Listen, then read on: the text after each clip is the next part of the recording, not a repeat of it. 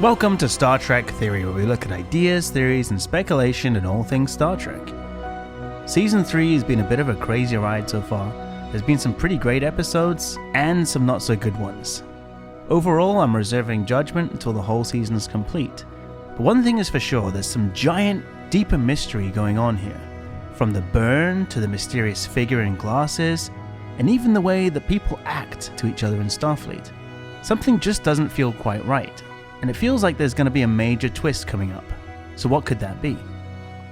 So in this video, we're going to speculate extremely wildly this time. And yes, this could be the craziest theory video yet. What if some or all of the people in Starfleet do not exist? They aren't even real, and they've been created using programmable matter. Oh, I've never seen Rubendium do that. This is programmable matter. Yeah, no, I know. That was a quiz. You passed. So, hear me out till the end, as admittedly it is a little crazy. To understand it, we have to look at how the writers plan out and structure a season, with twists, turns, and surprises. But along the way, you can definitely see them planting seeds here and there. So programmable matter seems like it could be one of those seeds, or one of those clues. Because we saw them introduce programmable matter this season as the new future technology, and it can seemingly build anything from scratch. Starships, beds, warp coils. So why not more? Could it even create a person? And so far, we haven't actually seen any androids on the show. So we have to ask yourself what happened between Picard and now. Where did they all go? But with programmable matter, they could create an organic synthetic android. You could literally grow them. And then there's the man with the glasses, who seems different to everyone else. He deliberately wears glasses in a future where we know it's not even necessary. And this makes him stand out, and he's definitely another clue. He seems that he has a lot of the answers. Who is really in charge now? The burn appeared to have been quite the humbling experience for the Federation. Who was responsible? That's two questions. So could it be that there are actually different types of people? Some actually organic, and some synthetically created with this programmable matter? And could he be one of those organics in charge somehow? He takes an interest in Georgiou, and the very next time we see her, she's standing in a corridor looking just like an android. She's blanked out and having some weird memory issues. So could it be that he's replaced Georgiou with one of these synthetic humans and recreated her perfectly with programmable matter? So could he still have the real Georgiou somewhere else? And this would definitely explain a lot of things which has been happening to Georgiou. All of her memory issues could be chalked up to her just reliving particularly bad parts of Georgiou's real life. Because the programmable matter synthetic may not even know that she's different. She may think she is the Georgiou. And obviously she's had a download of Georgiou's real memories, and she's being overloaded with all of this all at once. The trailer for episode 8 heavily implies that this could be the case when we see Georgiou's face morph all over the place, just like we saw previously with programmable matter. But if it's true, how many other people in Starfleet could also be synthetics reprogrammed? There was that family posted on the Starfleet seed bank ship. They were relatively new to the ship and had some kind of accident where they started to lose cohesion. In the episode, it was chalked up to a transporter accident, but could it actually have been something disrupting their programmable matter? The father looked like he had some kind of digital glitches all over him. And there's also the song that everyone keeps hearing, and all seem to know despite huge differences in distance. Could this be the biggest clue of all? That everyone is somehow linked in this way? I never played that same melody.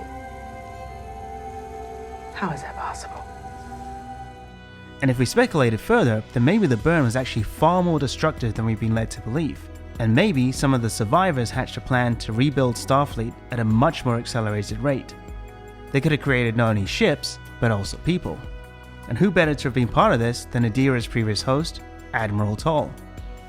He could have been one of those survivors who greenlit rebuilding Starfleet using the programmable matter. With Admiral Tal's part also being to leave signals back on Earth pointing to the new Starfleet. It seems he's also the source of the song. What is it? It's, a lullaby.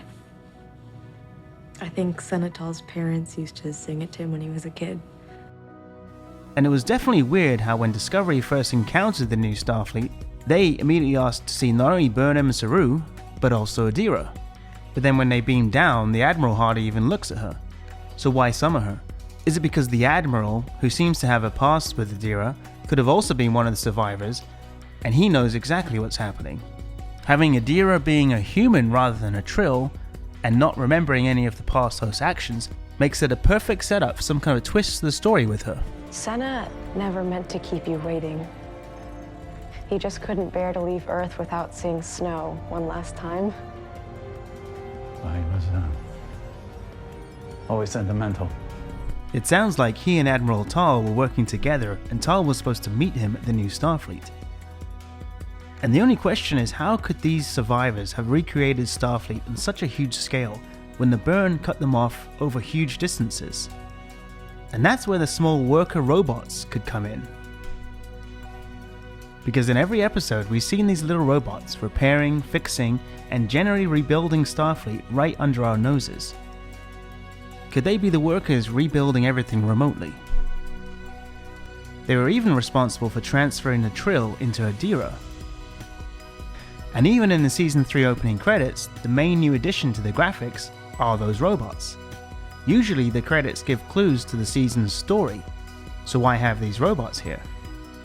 The other new graphic is the new Starfleet symbol, but it also has these glitches as if it's being remade of programmable matter. So is this a subtle clue? So to recap, this was all done out of necessity. The burn decimated Starfleet, and survivors, which included the Admiral, Tal, and probably the mysterious Glasses Man, decided that they needed to rebuild Starfleet as fast as possible. They needed people as well as ships, and they used the programmable matter to create those people, making them in the form of organic synthetic androids. They used the small worker robots to rebuild Starfleet over long distances, controlling them remotely, and scavenging and rebuilding Starfleet, and then shielded the new Starfleet hub away from the galaxy while they did it. Most of these synthetic Starfleet officers don't even realize what they are, but somehow in the process they all have memories of Tal's lullaby song. Did you find anything about that music that I asked you about? Nothing to find. Half the people here know some version of it, including me. And Tal himself set up a beacon on Earth to send other survivors to the new Starfleet. Georgiou's been replaced as one of these synthetics, and we'll probably find out that the programmable matter can be disrupted by high-energy solar flares, just like the family on the Seed ship experienced. But let me know what you think in the comments down below. Is this as crazy as it sounds, or could there be some merit to it? It would definitely be a huge twist to the story if true, but let me know what you think, and if you haven't already, please like and subscribe for more ideas, theories, and speculation videos on all things Star Trek. And as always, thanks for watching, and Trek on.